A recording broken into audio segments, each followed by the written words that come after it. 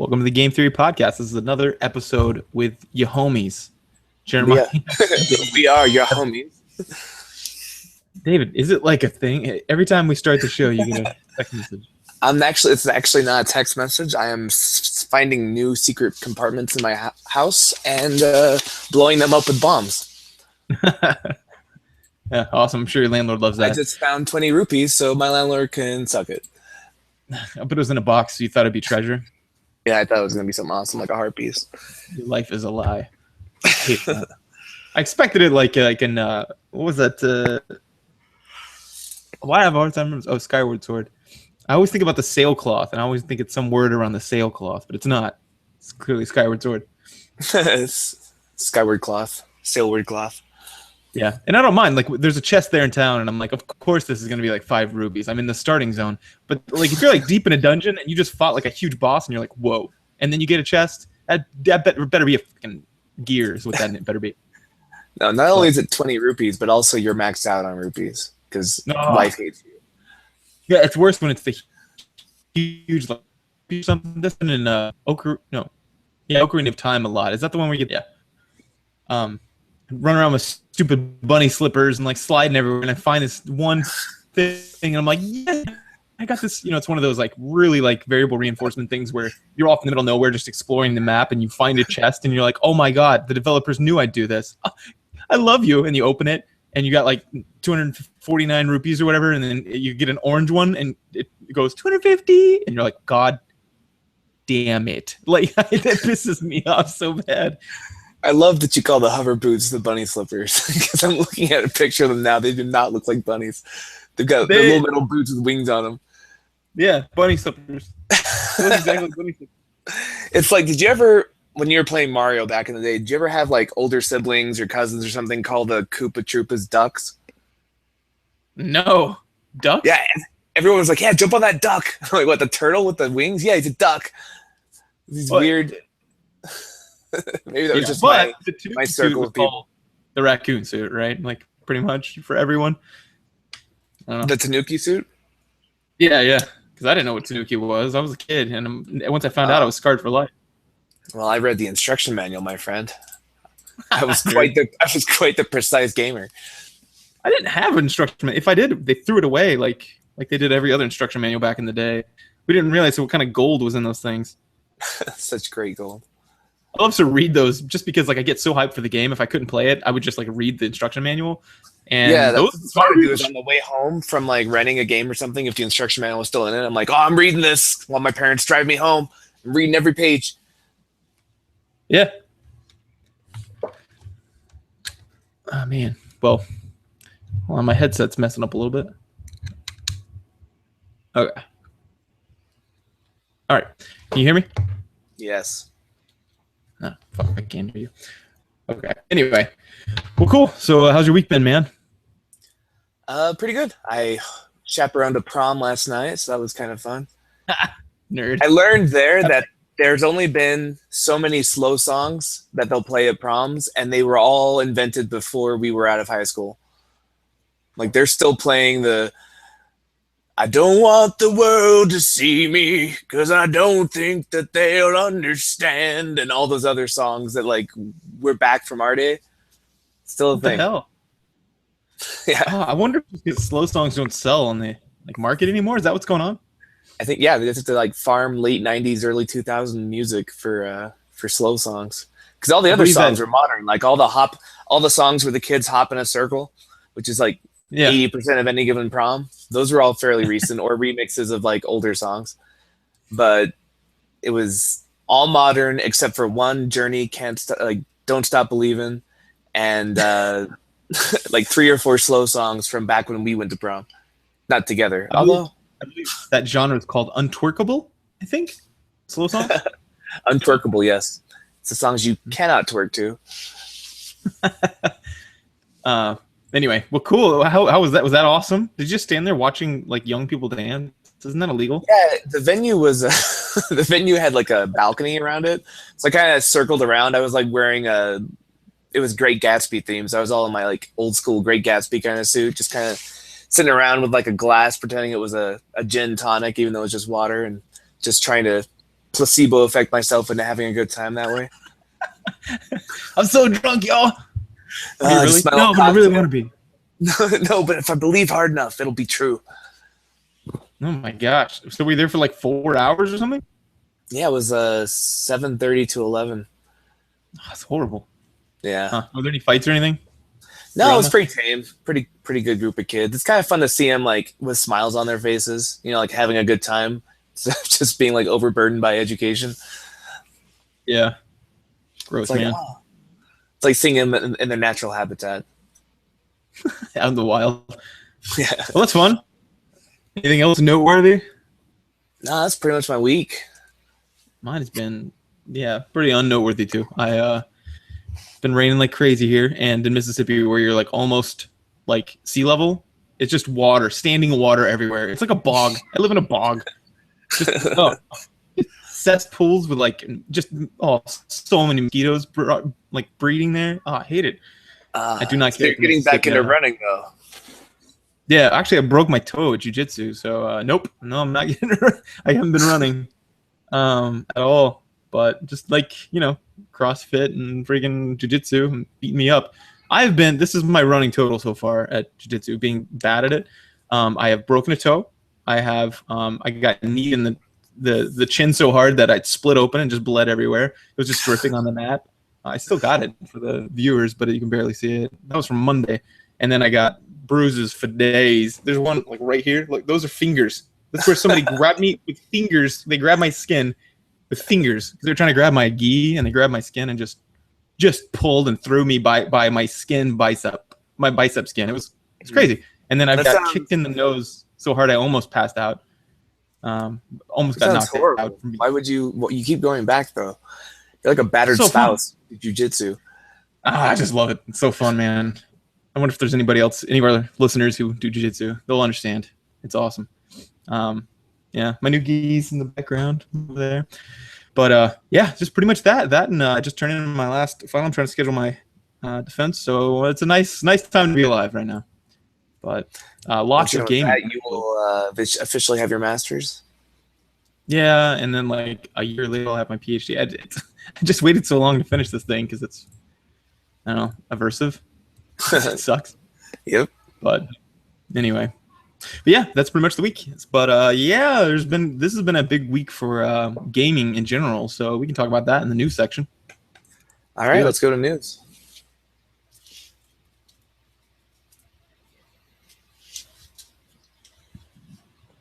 Anyone who's watching this live, this is when the podcast has sweet music. So you don't get it.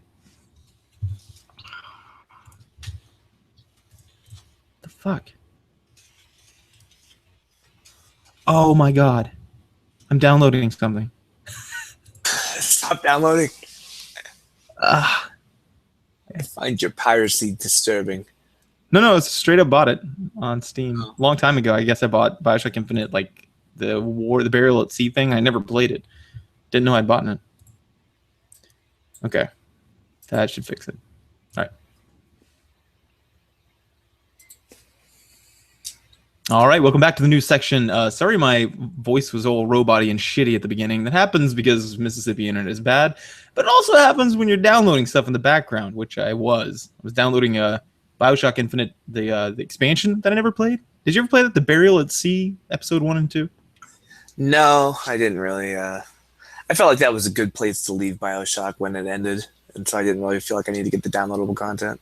Yeah, I can get behind that. That's kind of how I felt. Like I was so satisfied by the ending. Whenever they're like expansion, I was like, "What? How do you expand that storyline? What do you do with that?" But it's. I'd like to get back and play it because I've been thinking fondly of it again. We'll see. Anyway, so sorry about that, guys. I turned it off now, so hopefully I'm not robot-y anymore. News. Okay, big week for the news, but mostly from everyone's getting ramped up for the summer sales, right? Yeah. Movies, games, everything. I love this time of year. So good. Like entertainment, like the Batman versus Superman. Okay, did you see the Batman versus Superman trailer? I did, and I saw the Lego version of it. There's what, Lego version? Yeah, it's pretty grim. Grim Legos looking grimacingly. Like they do. As one does, yes. That's weird. Okay. Well, what did you think of it? Okay, so I'm of mixed feelings.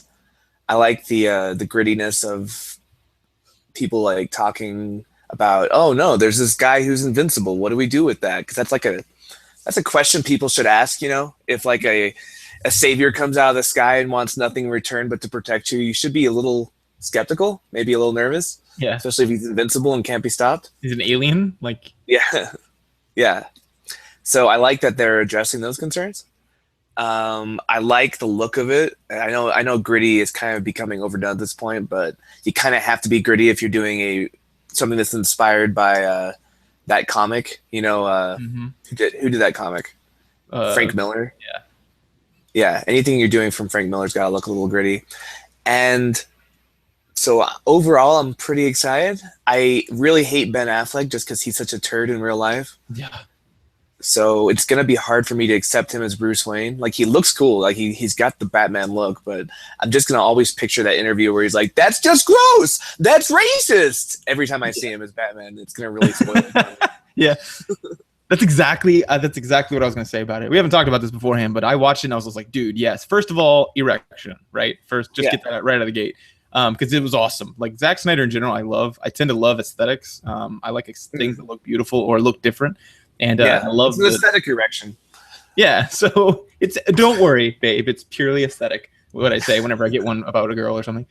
Yeah, I like that. First of all, I liked the Man of Steel show. Yes, it was a little like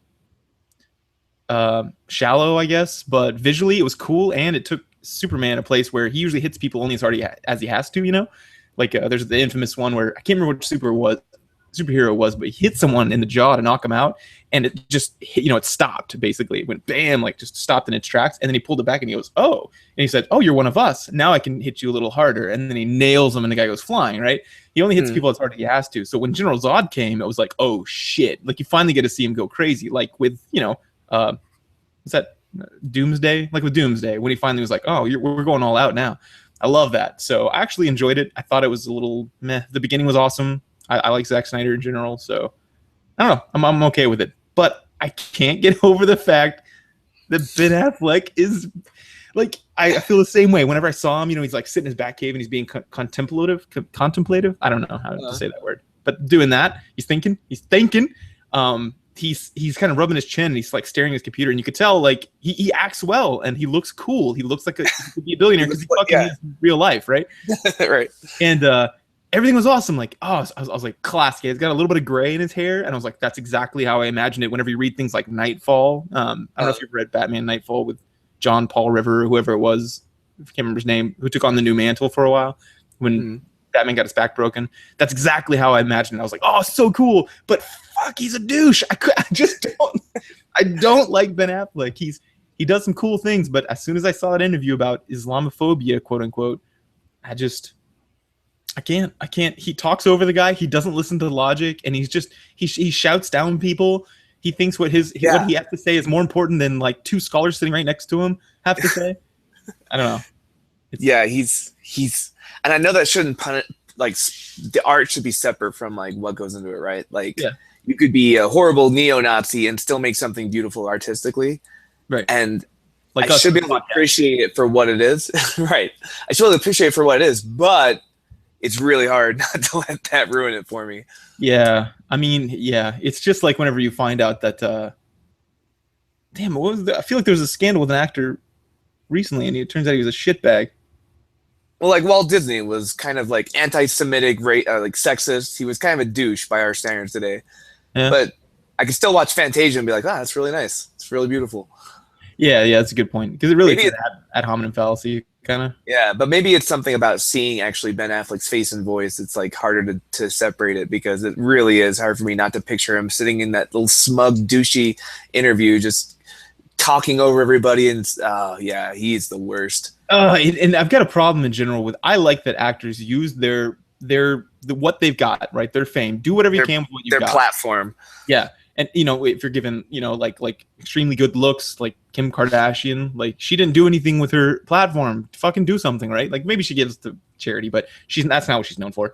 And like Bill Gates, for example, he stumbled into something awesome whenever he was like, I mean, no, he had some talent, but he also hit a market right when him and Steve Jobs both, have even said we were in the right place at the right time, doing things people have done before and have done since, but it just took off. And Ben Affleck, what I don't like though is whenever they think that by virtue of where they are, suddenly their opinion is more important. I mean, like a lot of people, but I guess we don't have to get into detail. But a lot of the outspoken actors who really piss me off, and I'm like, come on, you're a celebrity. You're not a scholar on this, or you're not someone who has studied this. Right. Like Pamela Anderson with the PETA stuff. Yes, or Jenny McCarthy with anti-vaccinations. Oh, perfect. Yes, nail on the head there. That kind of thing bugs me, and so it seemed like that was going on because there was Bill Maher, yeah. Maher. It's him who doesn't know shit, right? He's a radio host, that's fine, or talk show host, that's fine.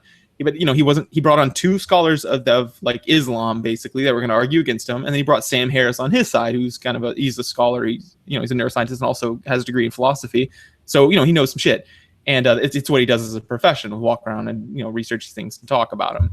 And then you get Ben Affleck, who's just an actor. Like you just pretend for free. I mean, for a profession. That's your profession. Why are you on this panel? Why is your opinion important? And it wasn't just that he was on the panel; it's that he was like dominating the conversation. Exactly. Yeah. Like me, I don't know shit about politics, and so like, if it's something psychology related, I'll probably talk a lot. But if it's like politics, I just sit and listen to people. That happens a lot when we're out for beers. Like they'll be like, "Oh, did you see what happened with the marijuana non-legalization? How Kansas is suing him or whatever?" And I'm like, interesting. I just sit there and listen. I give my opinion if there's a lull in the conversation, but I'm not stupid enough to think that my opinion should matter above someone who's researched it. So yeah, I can't help but replay that, him playing in his head over and over. Just those shouting down like logical things where he's like, no, I think attacking a belief is fine, but don't attack the people. And then they're like, oh, what? You're racist. And he's like, well, Islam's a religion, not a race, so that's impossible. Like, thank you. You bestow that upon them. That's so good of you, racist. And he was just so aggressively mean and like ad hominem, every other word out of his mouth, just being sarcastic and just everything you don't want to see in a rational debate. Ben Affleck is that guy. Yeah, and ever since then I was like, wow, that guy. I thought always liked him and what's that dude that came up with him? The Good Will Hunting. Yeah, man, Matt Damon. Yeah, I'm not a celebrity guy, obviously, but Matt Damon. Yeah, exactly. That guy.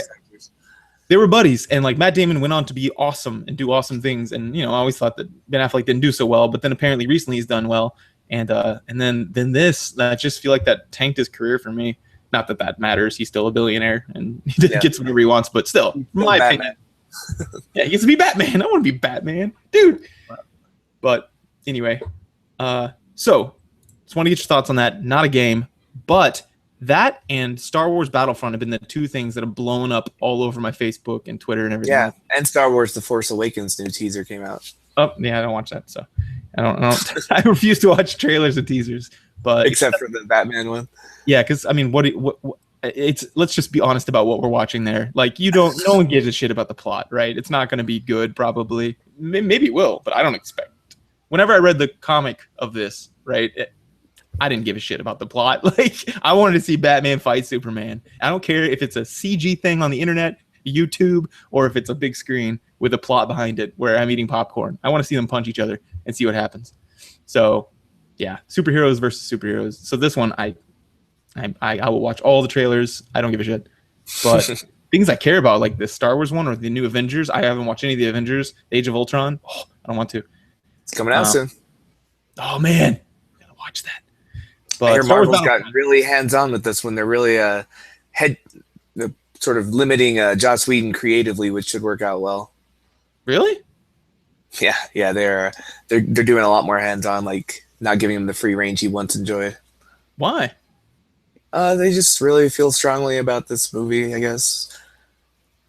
The fuck? Okay, well, weird. Yeah, hopefully that'll still work. I mean, I don't know why you would shoot your best asset in the foot. Hey, you're really creative. Be less creative, but make this movie this way. Yeah, be super creative in exactly these terms. Although, remember, there's studies based on that, like where you restrict someone's freedom and they actually become more creative. But yeah, hopefully that'll kick in.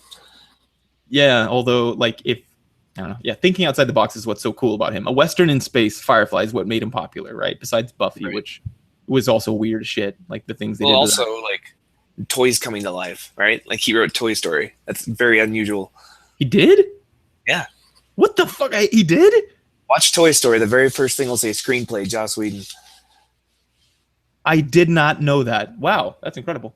Okay. Well, anyway, Star Wars Battlefront, right? That's coming out. I will watch trailers for games that aren't being sold for the narrative. If it's sold for the narrative, I won't watch them. But for games like this, like a kind of a shooter, yeah, it's been crazy. So, did you see the trailer? Yeah. What do you think? Looks good. It looks really good. Like the forest of Endor. Wow. I thought I was watching a movie for a minute. Like until the faces came on, like the uncanny valley on the faces, you can still tell it's a video game. Yeah. But the trees and the sky and the dirt and the logs, like it looks good. Yeah. Oh man. Yeah. I'm gonna shit my pants when that game comes out. Did you love the Celestin Commando? No. I know you love Celestins. I hate those things. Whenever we played a role-playing game, I just mercilessly taunted them because I hate them. I wish they didn't exist. I don't know why. Even when I was a kid, I was like, fuck that guy. You know, I was like 6. You were like so racist against Celestins. Yeah. It would pop up on the screen. I just put 2 tiny little middle fingers up. And I was like 6.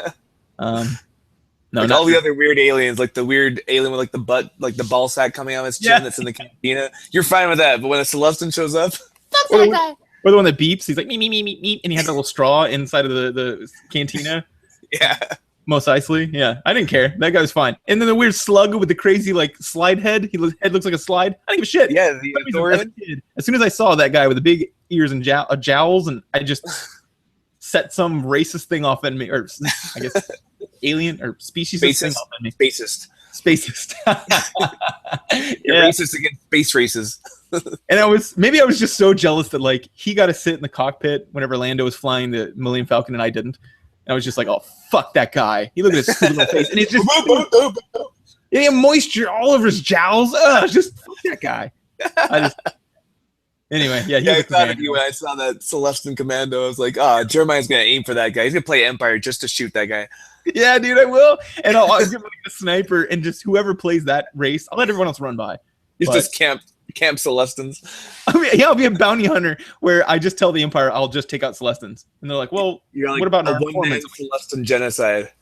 Yeah, because fuck those guys. They're stupid little gals and you're dumb. That's what they sound just like. How they were born. Yeah, well, get born different or get fucked. Not a conscious choice.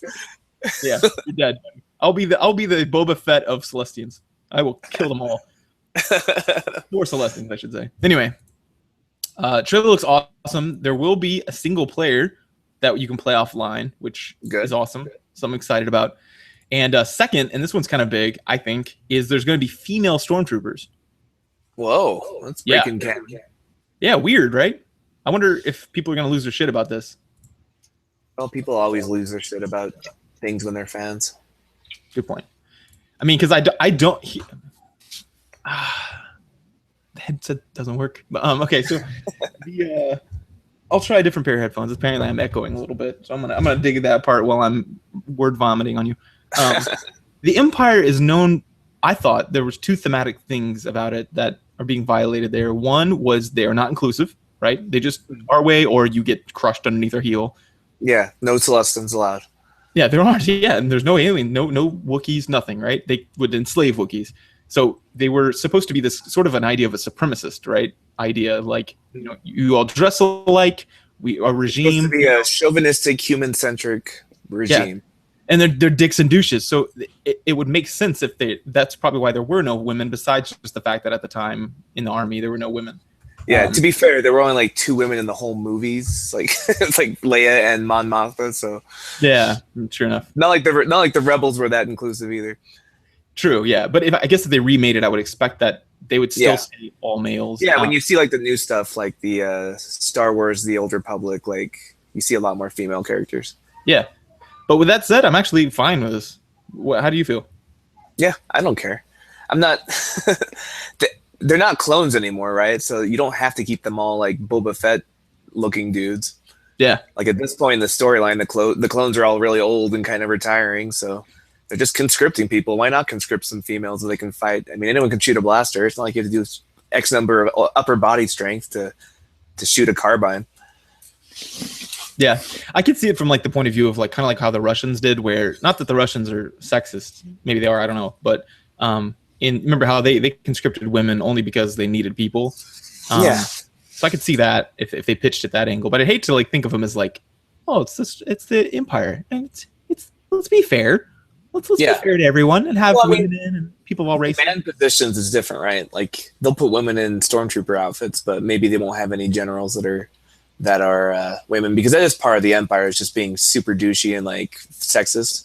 Like that's part of what makes them the bad guys. Which is I hate when people accuse like a franchise of being sexist because the bad guys are doing something sexist. It's like, yeah, they're bad though. Yeah. Like, oh, he just killed a woman. It's like, yeah, that's because he's a bad guy. Dude, did you see that Anita Sarkeesian one where she was like, violence against women is like a motivator or something like that? And it showed Red Dead Redemption, where you walk up and this guy, this bad like Mexican gangster guy, right, that you're trying to take out, is takes his girlfriend and he's slapping her, right? And then when she falls down, he kicks her. And they're like, oh, violence against women, they're advocating it. And I was like, no, that's why he gets shot. That's why you shoot him right afterward. You literally pull your gun and shoot him for hitting a woman. That's literally the next thing that happens in the scene. It's a quick time event where you just pull it and shoot. There's nothing in between where there's praise. It's just see it, shoot it, right? Like there's nothing to misinterpret there. But I totally agree. I think there's nothing beyond reproach whenever an evil person well, of course, you played my campaign. I would chop off girls' heads and kids. It didn't matter. Anything sacred was shit on, because you want that person to do bad things so that people hate them. So right. I think that's just but with that said, dude, I played the Old Republic, Star Wars The Old Republic, and there were female like bounty hunters and stuff, and I totally had no problem with that. So yeah, with that said, I guess I really don't care. Maybe that's why I don't care. Yeah, I don't really care either. The main bounty hunter, like each class had their own kind of like iconic person in Star Wars The Old Republic, and the bounty hunter was a female. Yeah, and I bought it, dude. She looked sweet. Yeah, she looked awesome. That Mandalorian armor. One thing I liked about that trailer, going back to it, is it was like this game of one-upsmanship that the rebels always had an answer for whatever the Empire did. It's like, oh, you have bikes, we'll shoot you down. Oh, you have an ATST, we have a missile launcher guy. Oh, you have an AT-AT, we have Y-Wings. It was just like the rebels had an answer for everything until the very end when Vader steps out of the records and he's like, oh, shit. Oh, our answers all got cut down by this guy. Yeah, it's like, okay, well, good game. GG, Empire. You win this round. Yeah, dude. Oh, man. And you got to have a thing about you got to have him pop up. Dude, I started watching Star Wars Rebels, and I think I just saw a spoiler, so I won't say it here. But that show is good. How are you watching it? I've been wanting to watch it for a long time, but you have to have some kind of like... I downloaded it, and here's why. The same thing happened with the UFC fight last night. There was a fight between Paige Van Zandt and Felice Herrig. I think I'm saying that right. But great fight I wanted to see. Me and Amy spent, I'm not shitting you, 3 hours of our time trying to buy this thing, legit. And we couldn't do it. It was like, nope, blocked in your region by Fox because they don't want you to stream it online. And I was like, oh, okay. Maybe I can go through a different country, trick my browser into thinking. So I downloaded software to make it just so I could pay for it, and watch it. And I was like, let's say I'm streaming from Germany, and that way I can pay for the fight and watch it. And they were like, nope, we saw this software and we blocked it. And I was like, God damn, okay. Can I just buy a fight pass? So, I went to go do that. And it was like, if you do, it's also going to be blocked. Fox has exclusive rights for tonight. And I'm like, well, I'll just watch it later. And it's like blocked for 30 days. And I was like, I'm not going to wait 30 days to watch this fight. I want to watch it and pay you money. And I couldn't. So that's why, like, Game of Thrones, I have no excuse. I need to buy an HBO because they're doing it right. But yeah, and I'm a huge fan and I buy a ton of their shit. But I'm a straight up bad person for not doing that. But this one and then Star Wars Rebels, the fuck, man. TV is going the way of the cassette. No one does that anymore. Yeah. I don't have Disney Channel XD on my basic cable, whatever. Like, I just don't. It's not worth it to me. I never watch TV. I only even have cable because it was bundled with my internet. And I don't have cable. I will never buy cable. I'm not gonna have it installed, and I'm not gonna watch it because that'd be dumb. But I do want to watch one show every 2 months. Or 3 months, I want to watch a UFC fight, and then I want to see a couple of these shows that are going to come out Netflix or whatever anyway soon. It's just a matter of waiting, I guess, or I want to pay for it now. Like, why isn't there a site where you just click it, like on their site and Disney Rebels site? You should be able to click it, pay however much money, and then watch all of them. Yeah, why can't that's you what do that? HBO does well. They've got HBO Go. They've got this other HBO streaming thing where you can just stream the shows you want, pay them a fee, support. Give money to the people you support. But Yeah, yeah, I've been looking to watch that new Star Wars Rebels because it looks kind of cool. I like the yeah. Clone Wars. A lot of the same animators went there after Clone Wars, so I was like, yeah, I want to watch it. Oh, I watched really? Clone Wars on Netflix. Yeah, and so I watched every Clone Wars on Netflix. And I wanted to continue, but it wasn't on Netflix, wasn't on Hulu, wasn't on any of the things that I'm paying money to subscribe to. Wasn't on Disney. Like sometimes they'll put them on their websites. It wasn't on their website. I'm just like, oh, I guess I'll just wait until it comes out eventually because that's weird. Yeah, for free, and then watch it for free through like Netflix or whatever, or Hulu or whatever else you're already a part of. Which I'm like, dude, I'm willing to pay extra money to you before you even sell the rights to Netflix, and you won't take my money. So I just downloaded it. Like I am so vindictive about these TV folks. They're a dying generation, and they keep getting more and more. They lobby for more and more restrictions to the point now where I'm like, no, fuck you guys. Like HBO is good. They're doing it right. They're actually trying to do it right, and I'm a shitbag for not doing that, and I'll admit that. Like movies, I'll go watch a movie if I want to see it right away, but that's a little overpriced too. So sometimes I say fuck them, and then I wait to buy it on like what's that called? The Redbox or whatever? Yeah, Redbox. Yeah. Because that's a good system. They're smart. They're doing it right. But I'm not going to pay for an antiquated system where they're just being fuckheads. Like I tried to pay for it and it was blocked in my region. I was like, the fuck? They're like, yeah, you can't watch it for 30 days unless you buy a Fox package and watch it here. And then I'm like, no, you don't get to do that. That's shitty. So anyway, but with that said, totally downloaded it and I like it, man. I'd like to get your comparison of that and Clone Wars, because Clone Wars I never really followed through on. I watched like 4 episodes and I even tried to rewatch it. Clone Wars, the first season was pretty bad because it was more for kids, but it gets kind of dark and more adult as this show progresses. You start to realize who their core audience was. Okay. Well, this one is maybe it's got, I don't know, I can't compare, but it's fun. It's a little whimsical. It's funny, and it's just good. There's cool scenes. Great. Well, as soon as it comes out on Netflix, I will give you my feedback because I cannot find it elsewhere, and I do not have any torrents on my computer. I know if I install that system, like the little torrent softwares, I'll just fall back to my dark ways. So I'm not gonna install a torrent system just for that show. Well, with our stance on piracy, we've talked about this quite a bit. If you can afford it, definitely buy it. I understand starving college kids, but that, try not to. Try to find a legit way to do it. But for this, fuck them. Download this. Watch it. It's good. I will straight up tell you guys that because I am so mad about that. And the UFC, they need to get their shit together. I want to give you $30 to watch a UFC event because I like it that much, and you won't take my money and let me watch it without buying a cable service and then buying the extended package to get Fox. And not only Fox, but Fox Sports or whatever, which is like the extended sports package. Fuck that. I don't care about football or basketball or whatever else you show 90% of the time. So, oh well. Yeah. I should say, while we're still talking about the Star Wars trailer, there was some confusion on our Facebook page. They're like, oh no, I got to get a PlayStation 4 now because it was from the PlayStation's trailer. Mm-hmm. You don't need to go to PlayStation 4. If you have an Xbox One or a PC, you can still, it's coming out for Windows as well. It's coming out for Microsoft. The PlayStation 4 was the one that hosted the trailer, but it's coming out on all 3 major platforms. That's cool. Yeah, this was well done, and I'm excited about it because the first one, man, I played that way past its age. It's fun. Yeah, I still play it. Really? Wow. Okay. Did you? I'm if I remember right, you didn't have many news items or any? No, mostly just trailers that came out. It's pretty much it's been all over the news right now. I've got one more about a trailer. It was also a trailer, but I did want to talk about it. Call of Duty Black Ops 3 is coming out, and oh, good. I've been yeah. You see, you sound excited. I think the reason why I thought this would be cool to talk about is because it comes out and basically this is the quote that they said they're going to it's going to be about cutting edge military robotics that define warfare, or sorry, do define warfare, just define warfare. So it's moving even further into the future. The Call of Duty Black Ops 2 I played, and it was like, you had drones and things, and and like that wasn't the one with exosuit. But I've been wondering what they're going to do because I'm like, they're literally with everything experimental, even that DARPA's working on. They've got in this game. What are they possibly going to do for the next one? So they're moving into the future, a gritty future. You said you like gritty. I love gritty. But my curiosity about that is like, I've been wondering how they're going to give any longevity to this series that, has kind of done everything. They did Afghanistan. Better graphics, better multiplayer options. People will buy it. Yeah.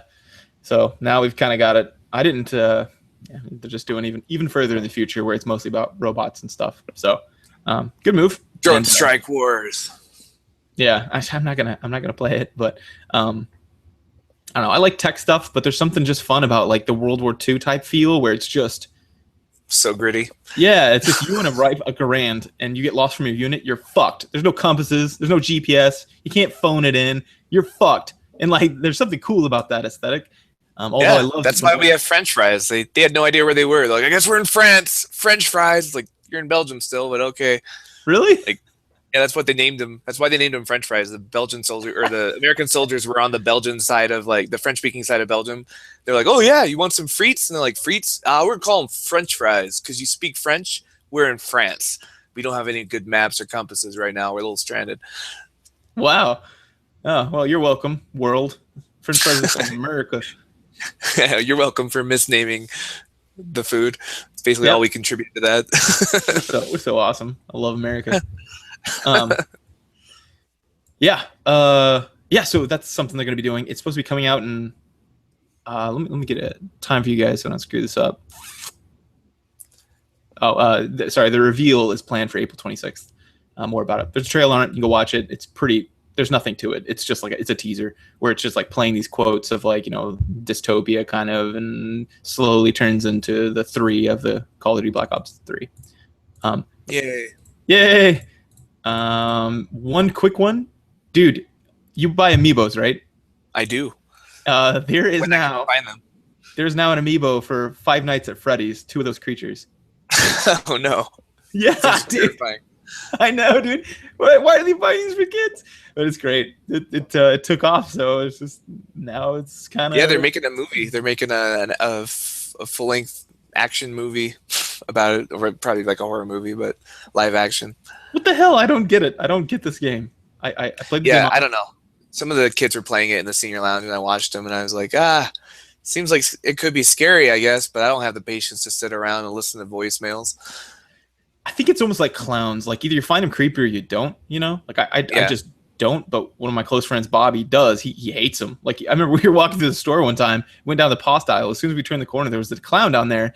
At the end of I don't know why. That's the weird thing. This is Walmart, and he's just shopping for pasta. The fuck, like it's a clown.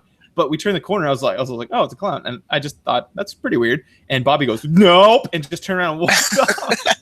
How much of that is like really a phobia, and how much of that is like it's funny until they play it up until they start to believe it?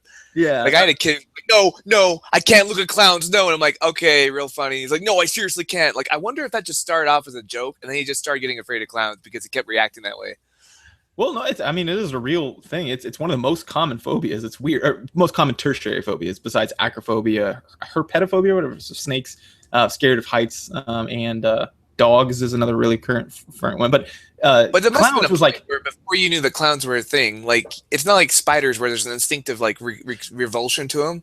Like at some point you learn that clowns are a person who paints his face, but when you're a kid you just see a guy with a weird face. Like where does that become a phobia? No, the theory is that it does. It sets off because they're children. Some children are just terrified of clowns and some aren't. And same thing with like the idea is that it's supposed to set off that kind of, how we have that weird, if something is weird it's bad in our eyes. Like if you have a growth on your head, I'm not going to have sex with you as a if I was a female or whatever, because sexual selection, we want good genes.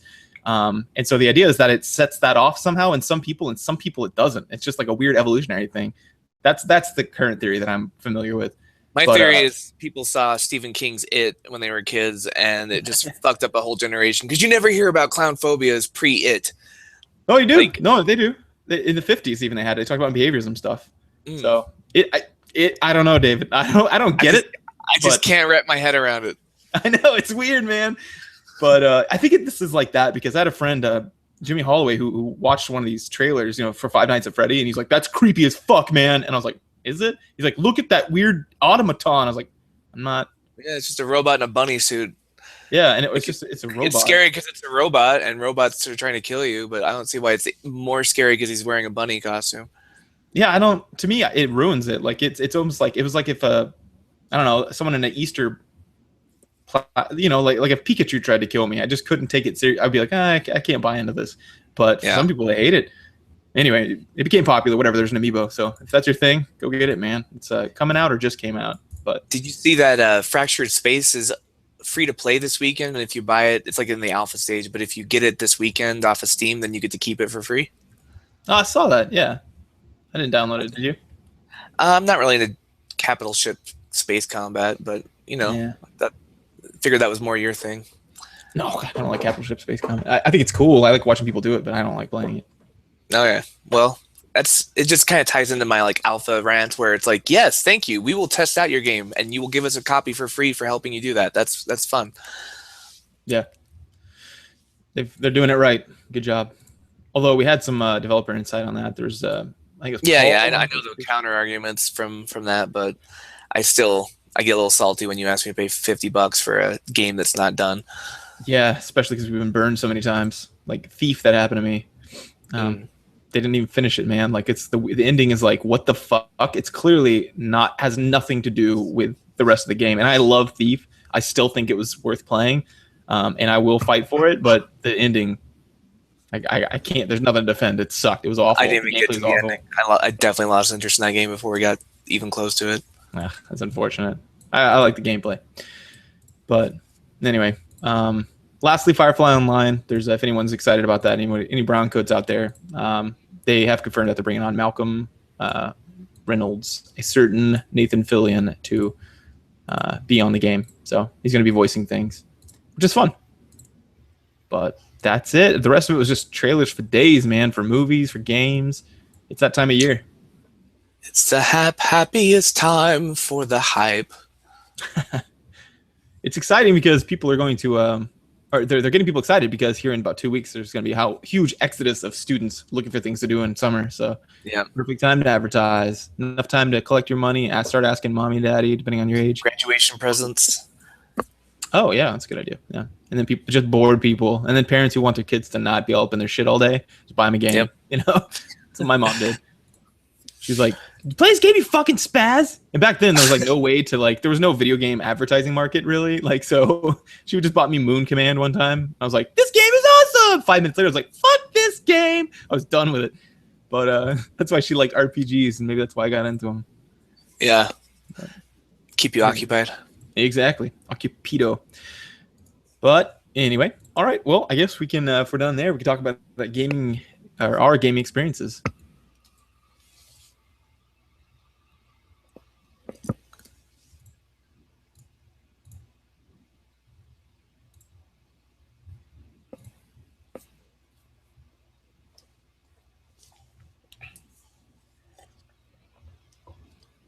All right, gaming experiences. David Drake, what have you been playing, man? Besides playing like weird old scary man at a prom, watching people dance. I've been playing Final Fantasy Record Keepers. You can't see it because of the glare. What is that? This is a free game on iOS and I think also the Apple Store, or the whatever the other store is, the Windows one. Oh, it's kind of cool. It's you play. The premise is that like nostalgia sells. So they have this world where they keep stories of all their greatest like heroes and all their greatest battles, and they keep them in these paintings. And the paintings have started to disappear, and because of that, the world's falling into chaos. And so your job as this record keeper is to jump into the paintings, meet up with Final Fantasy characters from different franchises, and relive like boss battles and classic events from different of the games. Sweet. So, like there's like a Final Fantasy 4 world, a Final Fantasy 5, 6, 7, 8, 9, 10. They all have their own little world that you jump in, and you can collect people from different worlds. And if they're fighting in their own world to get like bonuses, to damage and experience points. You level up your characters, you buy them new gear, you give them new spells. It's a free to play nostalgia fest where they basically condense all the Final Fantasy games into just turn-based combat. No stories, just like, let's relive that boss battle where Cloud fought, a Shinra reactor. And you're like, okay, you jump in there. And, oh, look, you recruited Cloud. He's there too. So, like, my party right now is Rydia from Final Fantasy 5 or Cloud, Final Fantasy 7. I've got Yuna? You got Yuna, don't you? No, I did not have Yuna. I've got Waka. Jeremiah. Yes. Jeremiah is like the main character. I named him Jeremiah because he kind of looks like you. He's got Yeah. a like stupid like librarian hat, but it's like Jeremiah underneath. so it's like Jeremiah, Rydia, Black Mage from Final Fantasy 1, and Yes. Sid. Oh yeah, Kane from Final Fantasy 2/5. So just lots of different characters thrown in there. Oh, Waka. I got Waka in there. Yeah, of course you got Waka. You love Waka. So yeah, That it's game kind had of fun. Like you just it's got like, you know, it's free to play, but you can buy like super gear or whatever from the store. I haven't spent any real money on it, but I just like to go through the different. It's got the same like music from each stage. You know, like if you're in Final Fantasy 10, it's playing Final Fantasy 10's music, and Cool. yeah, it's just super nostalgic, fun little free to play game. If you guys have smartphones, check it out. It's called Final Fantasy Record Keepers. That's awesome. Yeah, I'd like that. I do have nostalgia, and I go back to play the games, and then I just drop them after a while. Man, Yeah. what happened? Either it's us or it's Final Fantasy, but they gotten weird recently. Like, they were so cool for a while. I don't know if it was... Oh yeah, I've been listening to this. There's this podcast called Overthinking It. Their premise is kind of like ours, where they spend way too much time analyzing things that probably don't merit the attention. Yeah. And there's this spin-off podcast called Overthinking It Book Club, where they'll go through and they'll like a book club. They'll just break something down by chapters and kind of talk about it every week. Except they did Final Fantasy 6 for their book club, so it was really fun, kind of like reliving Final Fantasy 6 while they're just talking about like, you know, themes and literary theory and just really cool, like way too in-depth discussion of that game. So I know you never really got very far in Final Fantasy 6, but it was a masterpiece compared to the kind of RPGs we get now. Yeah. I believe you, because I loved FF7, 8, and I liked 10. Didn't like the aesthetic of 9, never played it, but 10, I like 12. I never beat 12, though. Did you beat 12? No, I didn't have a PlayStation 3, so it was hard to, or PlayStation 2, so it was hard to really get very far into it. Man, that game was fun, mostly because of the cast of characters. Like, the main guy, it sucks that he was so shitty, because the rest of them were pretty cool. Obviously, why am I thinking Balog right now? That's from Lost Vikings. What's the Balthier. Balthier. Yeah, that guy and Fran like sold the whole thing to me. Like in that opening part where you just, you know, the kid they you know, kind of. Hopefully this isn't a spoiler. It's literally the opening. People hopefully we don't get people or unsubscribing from us. But like someone did. But literally in the opening where he rescues you with her on the back of that like speeder. Yeah. And I was just like, or no, it was a bird. Can't remember which one it was, but he saves you, and he was just, from then on I was like, that guy's fucking awesome, and I just loved him. He's not even that good in combat, like until much later. I still kept him the whole time. Yeah, for sure. So that game's fun. Yeah, real fun nostalgia. Cool. I have been playing a fuck ton, man. First of all, oddly, I was playing so much Heroes of the Storm, not a ton actually. I've been playing a little bit, and playing Vala, that I wanted to go play the Diablo version, because I was listening to a podcast where they were talking about the fact that they're like, it's so weird, it feels like just like you're playing Vala and Diablo, and I was like, I never played the Demon Hunter. I should go do that. So I reinstalled it and started playing a little bit. Still, never really got big on Diablo, so I'm kind of suffering through it. But It's a game you have to be kind of multiplayer to have fun, I think. I think so too. But I also played Tales from the Borderland, and that one I haven't finished yet. I think I'm near the end. But, how'd you like the opening to that? The musical opening. That was fun. It's just like so fun, so over the top, overdone with the music playing and like the slow motion, the gratuitous slow motion. Yeah. And yeah, I love how that game like makes you feel like you're just on an adventure with some dudes. Like, you know, there's so less stress compared to, you know, because I did just like you did. I played, or actually vice versa. I did Game of Thrones first, finished it, and then at the end I was like, oh, geez, man, I really hope I did the right thing. And I turned around and started playing that, and I was like, this is great. It's just fun. Like, I don't give a shit about the consequences. I'm like, yeah, whatever. You know. Yeah, just see your pants. Yeah, it's fun. Did you go and meet up with your friends, or did you go directly to the to the site of the treasure, to keep it vague? I don't remember. Maybe I didn't make that decision first. Okay. I don't remember. But also, speaking of those games, I played Life is Strange. Yes. Okay, Yeah. that's a way slower pace than Tales from the Borderlands. What do you think of that? I haven't finished the second one all the way through. I tried. I put in a lot of time, but those episodes are long. Well, especially if you're exploring everything. Like I walk around everything and look at stuff. I think it's cool, man. This game is awesome. Yeah, I genuinely love it. it feels like an indie movie, right? Like it's got kind of like that hipster soundtrack and just kind of really artsy. Yeah, it's from Square Enix. Yeah, a main place. I mean, well, they published it. They didn't really have much to do with the creation of it. They just funded it. Okay, then that makes sense. Yeah, so these two guys were just shopping it around. Remember we talked about this a few months ago. Like nobody wanted to buy it because it was about a female protagonist and like a female secondary character. And like, yeah, no, maybe change one to a guy. And then Square was like, yeah, do whatever you want. We got money. We'll fund it. Let's do it. Wow, they hit a gold mine, man. You guys got to play that. It's one of these games. It's like I've been talking about this a lot. That I like how games are. It's from that Cracked one actually. I don't know if you saw this or if you linked it to me. I stumbled on it somehow where one of the guys from Cracked, is how they usually have a guy who comes up with a theory and everybody else tries to discount it. He's like, like Jaws was a bad movie or whatever, and everybody's like, what? It's classic. Or everyone in Friends were actually bad friends, and then everyone like, the After Hours show. Yeah, and this was that for video games, and I don't know if it was an After Hours or not, but he said he goes every game is just a replication of every other game. That's their new versus elite little mini show where it's got a guy playing and he's like, yep, that's just this cloned with this added to that. Yeah, he calls them Prime games.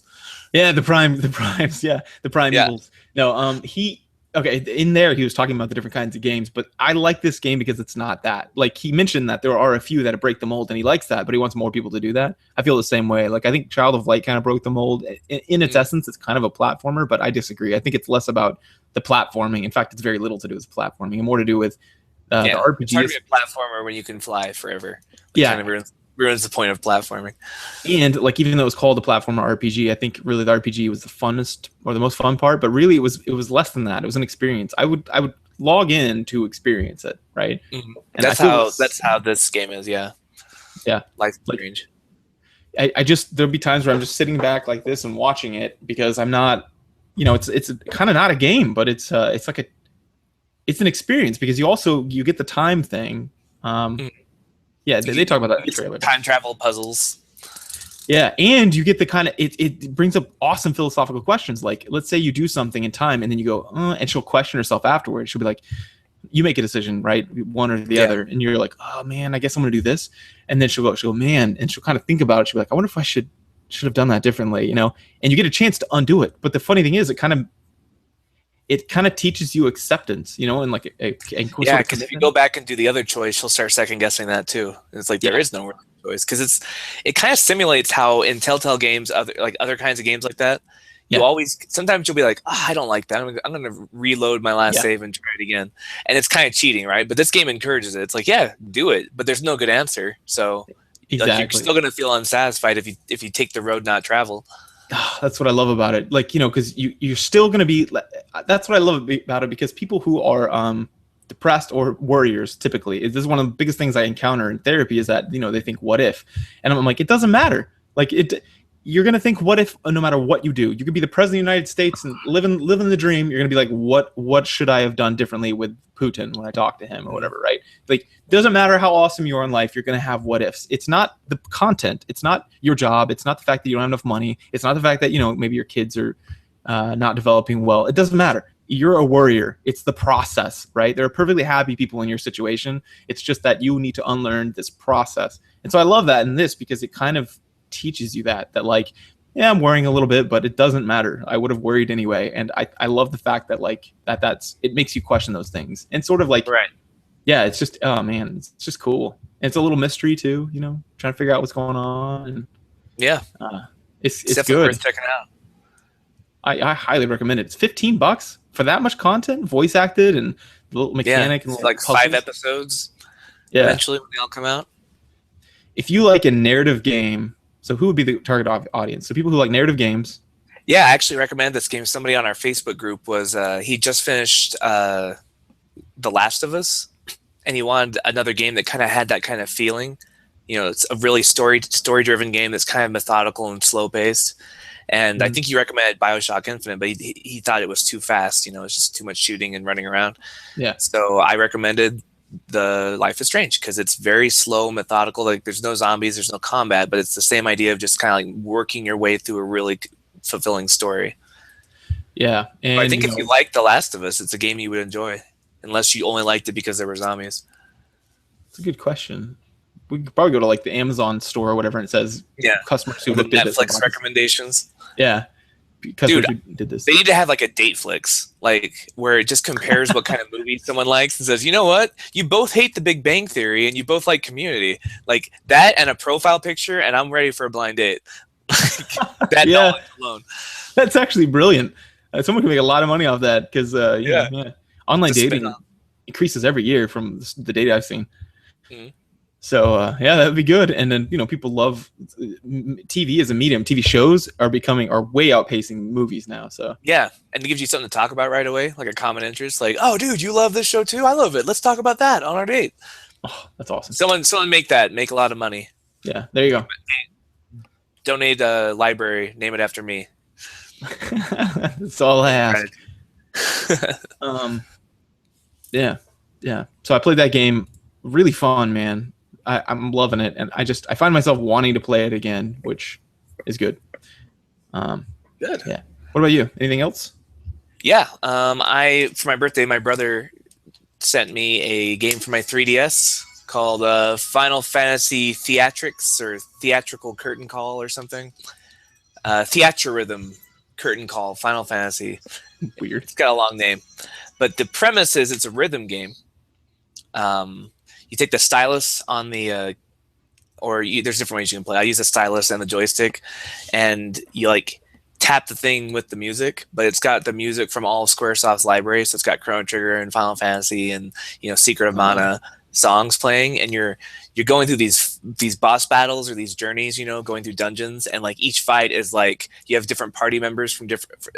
Again, it's playing off nostalgia. So like my party is like Terra from Final Fantasy 3 and like Cloud and Chrono, or just whoever. You've got this party together, and every time you hit the notes right, they're attacking, and every time you miss, they get hit by the bad guy, and their stats like determine how much damage they're doing. So it's like a rhythm game plus an RPG, and you're listening to like one thing that Squaresoft does well is music, and so you're listening to all the best songs from like that franchise as you're fighting. So it's pretty fun just going through and listening to some like old classics. Oh, that's cool. Okay. Do you know how much it was? Like $30, I think. Oh, wow. Okay. So I don't know if I'll do that. $25 or $30. It's for the 3DS.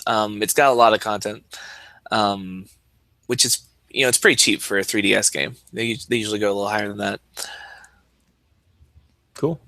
Yeah, enjoying it. Well, that is fun. For me, other than the usuals of Here's the Storm, do my dailies on that, and I still haven't played with any listeners, which is weird. You'd think I would have by now, but have you added them to your friends list? Yeah, I believe I maybe I have. I believe I have. If not, add me up, dudes. I think actually I don't know if I've had any friend requests. Maybe that's the problem. What's your Blizzard ID so people can find you?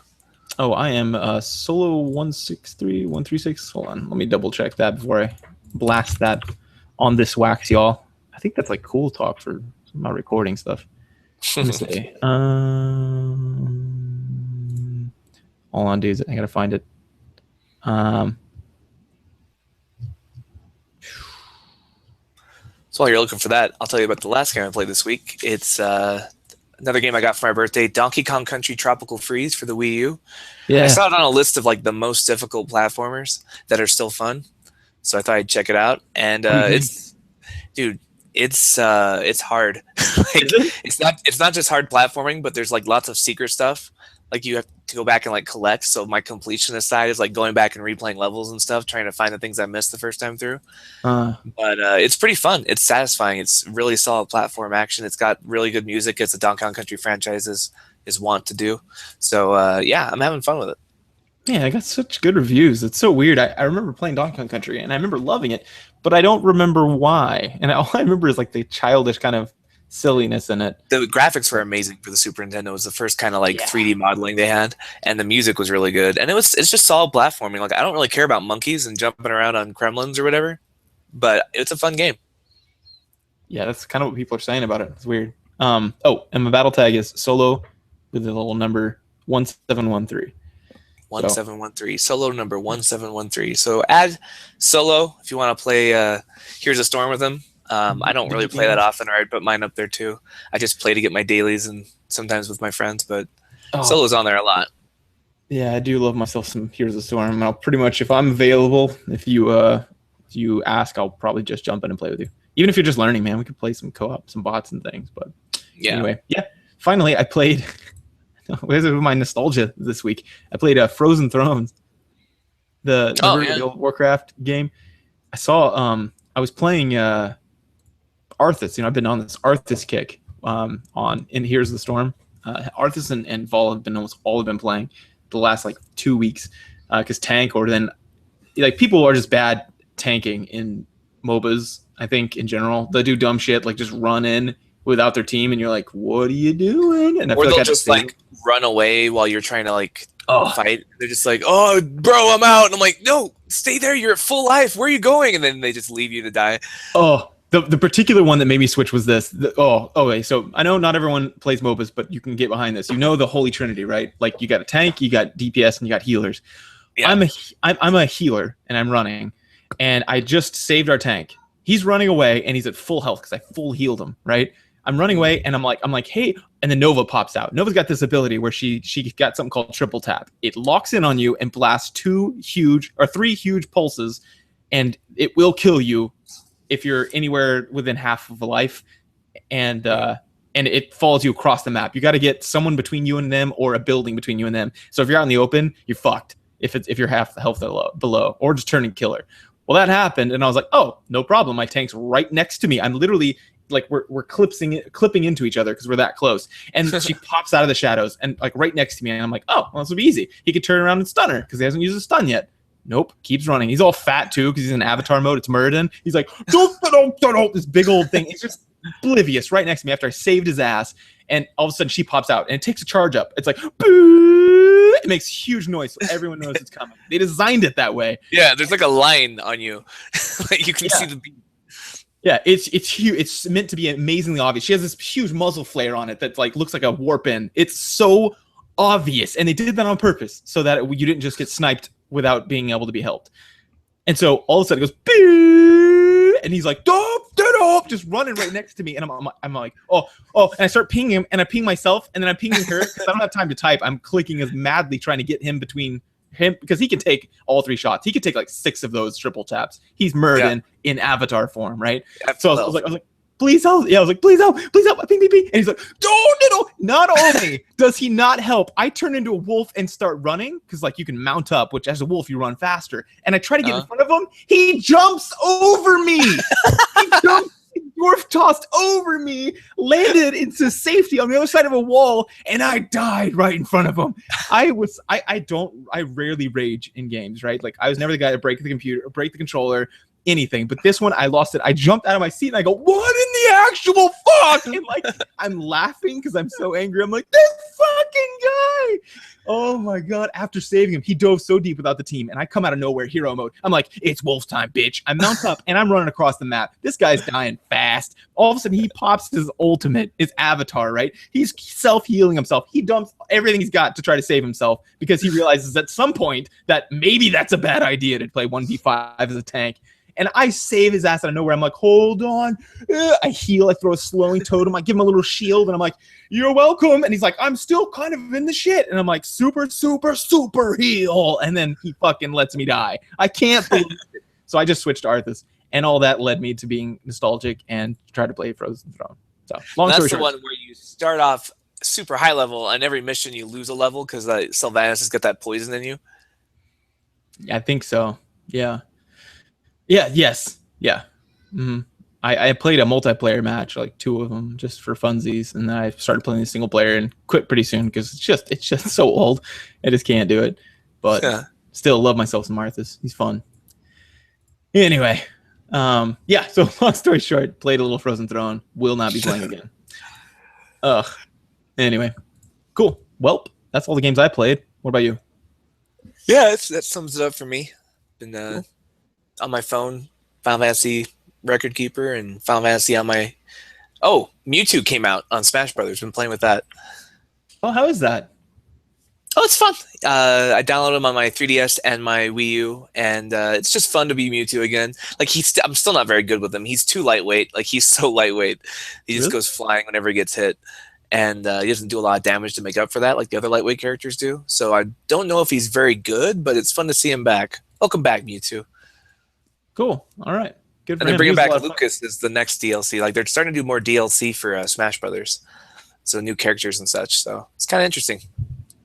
Oh, very cool. Okay. Hopefully that trend continues. Like Blizzard has been trying to get out their games or their characters as quickly as possible too. I think that's a trend. So yeah, I like it. Keep it fresh. Keep it active. That way it stays on people's playlist. They never have a chance to put it down. Good thinking. But cool. All right. Well, let's cut this off then, and we'll go into our main segment where we're going to be talking about sexism in video games, specifically a study that came out. So see you guys on the other side.